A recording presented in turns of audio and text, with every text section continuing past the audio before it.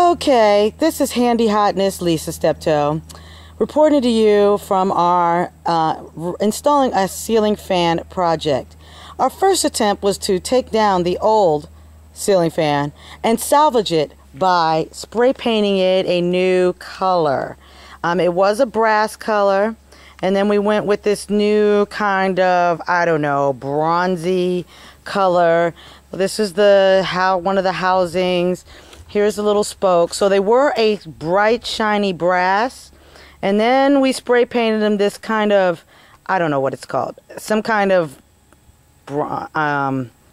brownish, sparkly, it's supposed to be like a marble looking color.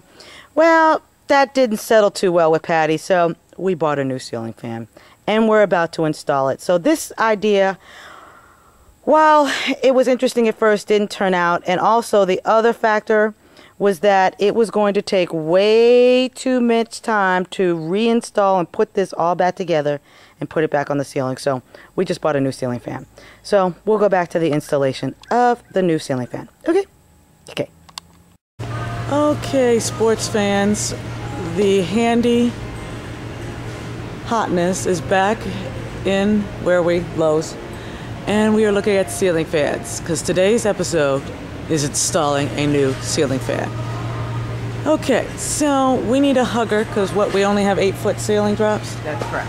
So we cannot have one that's got like 12-inch, down rod, because it'll be on the floor, and that's not going to work out. So here we are looking.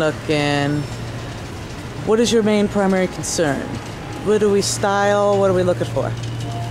I think coloring is my first concern. Uniqueness. Yeah. No brass. No. That would be the one we took down. Okay? Yeah. To install a ceiling fan. Look at this. They're charging $99 to install a ceiling fan. Basic labor. Okay? How much do I cost? Lunch today? What do we? Fish. You're going to get tilapia. I'm going to get tilapia. Okay. Tilapia today. Okay, so this is why you don't let friends install alone, because it's cheap labor. Welcome back to the Handy HotNESS show, where today we are talking about ceiling fans. Earlier we were at one of those shows, or one of those stores, shopping for ceiling fans, and we picked a hugger to go onto the ceiling. Explain to our viewers what a hugger is. Okay, a hugger is a ceiling fan, where's the base, that hugs the ceiling. Okay, which means it doesn't have the drop down rod. And you get a 4 or 12-inch down rod, to go with that. But since we only have 8-foot ceilings here, that would make it sitting on the floor. So we got a hugger. Yes. So now the debate is what color of the blade? Dark, light, dark, light. Patty is going for the dark side. I told her to come over to the light side. Yes. So right now we're installing the little divots, or whatever these things are called. Rubbers. Is that what you call them? A rubber? Stopper. A rubber stopper. Okay. What is the purpose of a rubber stopper? Do you know what the purpose is? No. To stop the rub? Exactly. Exactly. What will happen is we'll put the arm that holds the blade into place in the rubber stopper, and what that does is stop the blade from vibrating. Oh. Everything has a purpose. Okay. So you can't skip, leave pieces out. Granted, we are not reading the instructions. I don't need to. But we don't need to, because why?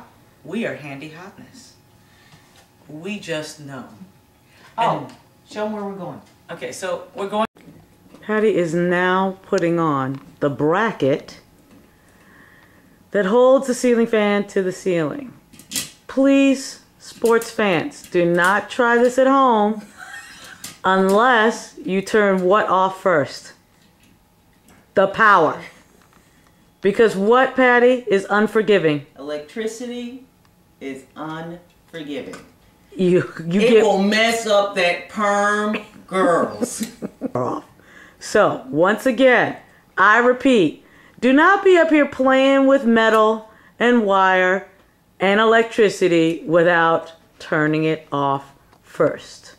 So what do we do again, Patty? We started the electricity part. Right, and we're grounding. So what we'll do is we pull the green grounding wire from the unit, the motor, if you will. Yes. The canopy. Uh-huh. And then your house wire. Your house wire will come in with 3 wires. White, black, ground. Okay. Okay? Green, in this case, the grounding is green. You'll wire the greens together to the grounding, the copper wire, which is coming from your house. Right. It's bare. That's okay. right. Wire them together, put a nut over them. What I've sent my daughter to do is to get me a piece of some electrical tape. What I like to do sometimes is tape it together again, then put the cap on it. It is a locking cap. It works like a screw on the inside, so what you're doing is twisting the wires when you put on the cap. So we'll come back in. These are the wires that came from the unit we just bought. From the unit. Ladies and gentlemen, obviously these are going to be just a little bit long. So what we're going to have to do? Okay, we're not going to do this from the floor. So I'm going to cut these wires. Yes. And then I'm going to expose the bare wire. Right. We will go black to black, white to white. Black, white. I understand that there are 2 blacks. We'll wire the 2 blacks to the black, the 1 white to the white. Okay. And in theory, we have power. We don't know we have power until we go downstairs and turn it back on. Right. Okay. That's what we'll do. We'll be back. We're almost finished with the installation. Well, we haven't put on the light fixture yet. Oh, that's true. So right now we're just putting on the fans. We've got the wiring done. We're putting on the blades. Let me get the other one in, then I'll go back.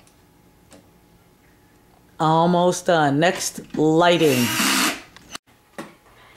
I want you to note that both plug connectors are polarized and will only fit together one way.